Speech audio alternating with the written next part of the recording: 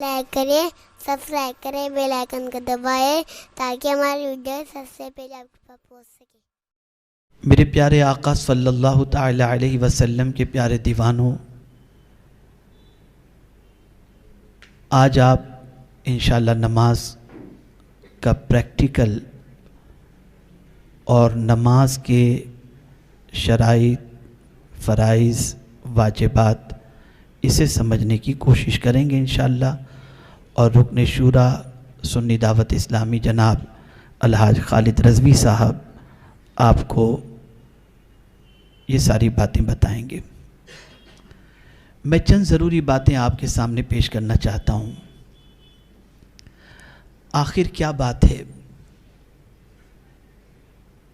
کہ ہمارے جو اسلاف تھے، ہمارے جو آباء و اجداد تھے، جو بڑے تھے، جو بزرگ تھے،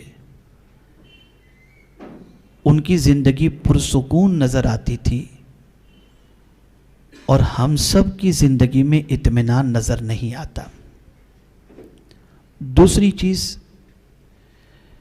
اگر ہم یہ دیکھیں کہ جو اولیاء کاملین گزرے ہیں، بزرگان دین گزرے ہیں، ان کی زندگی میں کامیابیاں نظر آتی تھیں، اور من بعدہم خلف اضاعوا الصلاۃ، ان کے بعد جو ان کے ناخلف آئے، انہوں نے نماز کو ضائع کر دی۔ یعنی پہلے والے جو کامیاب تھے اس کی وجہ یہ تھی کہ وہ نماز کے پابند تھے، اور بعد والے جو ناکام ہوئے اس کی وجہ سب سے بڑی یہ ہے کہ انہوں نے نماز کو ضائع کر دی۔ تو پتہ یہ چلا کہ نماز کو ضائع کرنے کی وجہ سے انسان کبھی نہ کامیابی حاصل کر سکتا ہے، اور نہ زندگی میں کبھی سکون حاصل کر سکتا ہے۔ کبھی ایسا ہوتا ہے کہ ہمارے پاس دنیا کا سب کچھ ہے، پھر بھی ہماری زندگی میں سکون نہیں ہوتا۔ مال بھی ہے، اولاد بھی ہے، مکان بھی ہے، گاڑیاں بھی ہیں، آسائش کا سب کچھ ہمارے پاس موجود ہونے کے باوجود ہماری زندگی میں سکون نہیں ہوتا۔ تو اس کے حوالے سے میں آقا کریم صلی اللہ علیہ وسلم کا ایک ارشاد آپ کے گوش گزار کر دوں کہ میرے آقا صلی اللہ تعالی علیہ وسلم نے ارشاد فرمایا، جس نے نماز عصر کو ضائع کر دیا، قضا کر دیا، اس نے اپنا مال، اپنی اولاد، اپنا مکان، یہ سب کچھ برباد کر دیا۔ ایک وقت کی نماز، اور خاص طور پر نماز عصر کی تاکید چونکہ قرآن مقدس میں بھی آئی اور احادیث رسول صلی اللہ علیہ وسلم میں بھی آئی، تو اگر کوئی عصر کی نماز کو ضائع کر دیتا ہے تو اگر اس کے پاس مکان بھی ہے، اولاد بھی ہے، دولت بھی ہے، یہ سب کچھ ہونے کے باوجود وہ انسان دنیا کے اندر کسی اعتبار سے مطمئن نہیں رہ سکتا، اس لیے کہ وہ سب کچھ ضائع کر دیتا ہے۔ اسی طریقے سے میرے پیارے آقا صلی اللہ تعالی علیہ وسلم کے پیارے دیوانوں، کل بروز قیامت جنتی جہنمیوں سے سوال کریں گے کہ کس چیز نے تمہیں جہنم میں ڈال دیا؟ ما سلککم فی سقر، تمہارا کون سا گناہ ہے جس گناہ کی بنیاد پر تمہیں جہنم کے اندر ڈال دیا گیا؟ تو ان کا جواب جو ہوگا اسے قرآن نے منشن کیا ہے۔ قرآن نے کہا، قالوا لم نک من المصلین ولم نک نطعم المسکین، ہم نماز پڑھنے والے نہیں تھے اور ہم مسکینوں کو کھانا کھلانے والے نہیں تھے۔ یہ دو برائیاں قرآن نے ہائی لائٹ کی۔ اب اگر ہم یہ سوچیں کہ ہمارے پاس اللہ کا دیا ہوا سب کچھ ہے، ہم سجدہ کیوں کریں؟ یا ہم اگر یہ تصور کریں کہ یار چلو ٹھیک ہے، نماز پھر کبھی پڑھ لیں گے، بعد میں پڑھ لیں گے، آسانی سے ہم نے ضائع کر دی، تو آقا کریم صلی اللہ علیہ وسلم ارشاد فرماتے ہیں جس نے جان بوجھ کر کے ایک وقت کی نماز قضا کی اس کا نام جہنم کے دروازے پر لکھ دیا جاتا ہے۔ یہ کیسی بندگی ہے کہ خدا کا رزق بھی کھائیں اور خدا کے سامنے سر بھی نہ جھکائیں؟ اس سے بڑا تکبر اور انسان کا کیا ہوگا؟ ہمارا عقیدہ ہے کہ ہمیں روزی رب دے رہا ہے، ہمارا عقیدہ ہے کہ زندگی اس نے عطا فرمائی، ہمارا عقیدہ ہے کہ موت بھی اس کے دست قدرت میں ہے۔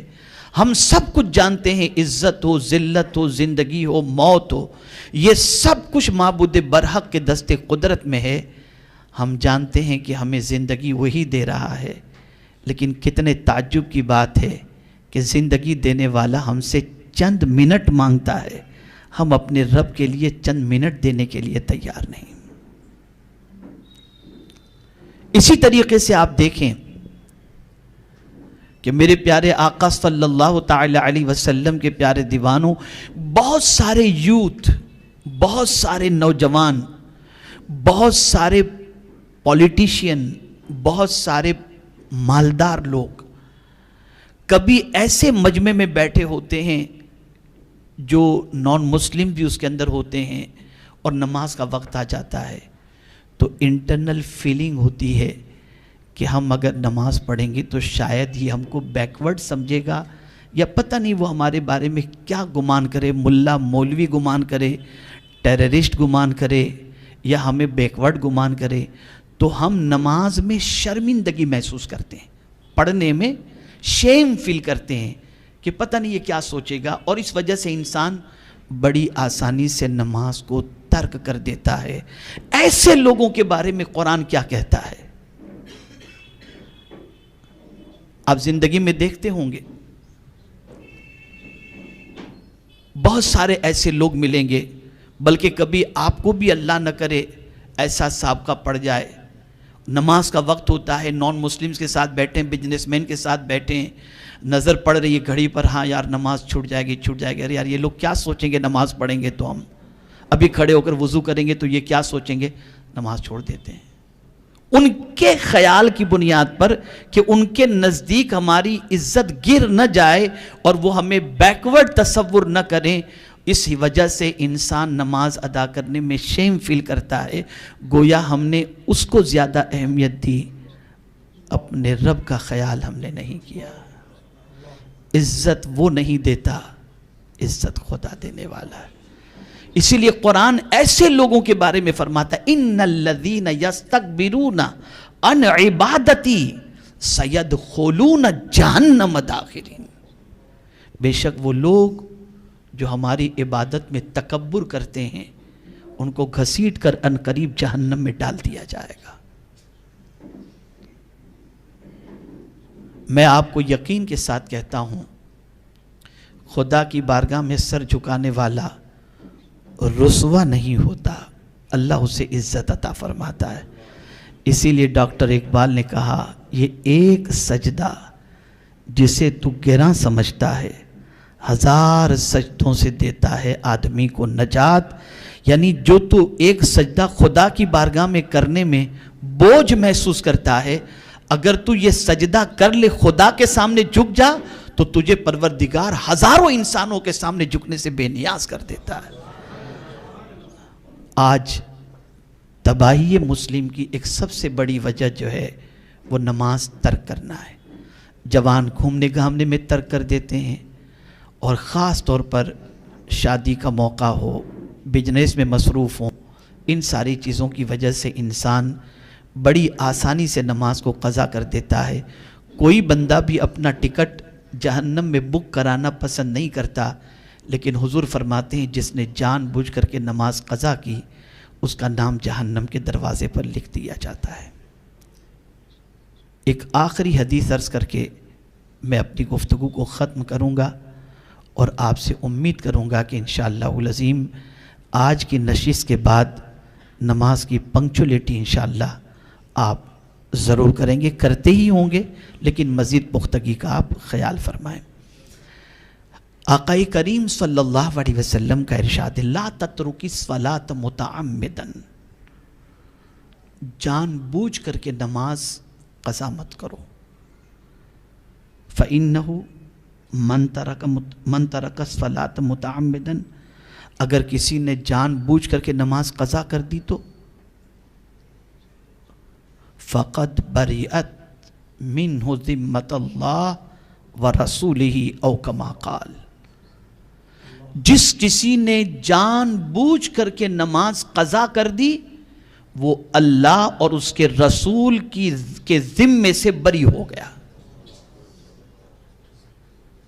اللہ اور اس کے رسول کے ذمے سے بری ہو گیا.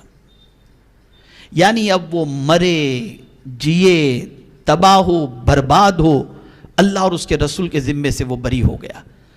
اس لیے اگر کوئی یہ چاہتا ہو کہ اللہ اور اس کے رسول کے ذمے کرم اور نظر کرم کے اندر بندہ رہے تو بندے کو چاہیے کہ سجدہ کبھی بھی ترک نہ کرے، سجدہ کبھی بھی قضا نہ کرے. میرے پیارے آقا صلی اللہ علیہ وسلم کے پیارے دیوانوں، سیدنا غوث الثقلین رضی اللہ المولا تبارک و تعالی عنہ ارشاد فرماتے ہیں کہ بے نمازی مر جائے تو اسے مسلمان کے قبرستان میں نہ دفنایا جائے.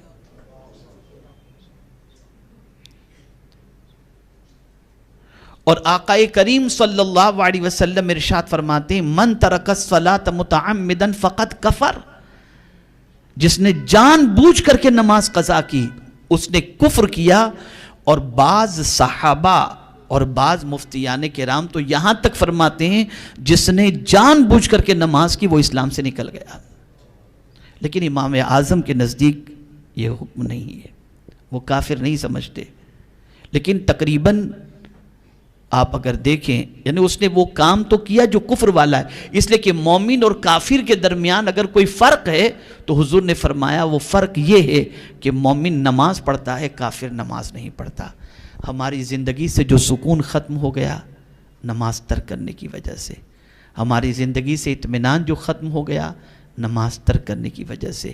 میں آپ کو بتاؤں، ایک انسان سرمایہ دار ہے، دولت مند ہے، اس نے سوچا بڑے سے بڑے تھیٹر میں جا کر کے میں مووی دیکھوں.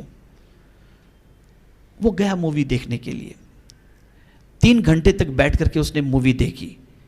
اے سی ہال ہے، تھیٹر اے سی ہے، بیٹھ کر کے مووی دیکھا اس نے. اور مووی دیکھنے کے بعد جب وہ واپس آتا ہے 3 گھنٹے کے بعد تھیٹر سے باہر نکلتا ہے، اس کے چہرے پر تھکان کے آثار ہوں گے، وہ فریش آپ کو نظر نہیں آئے گا، اس کے چہرے پر سیاہی ہوگی.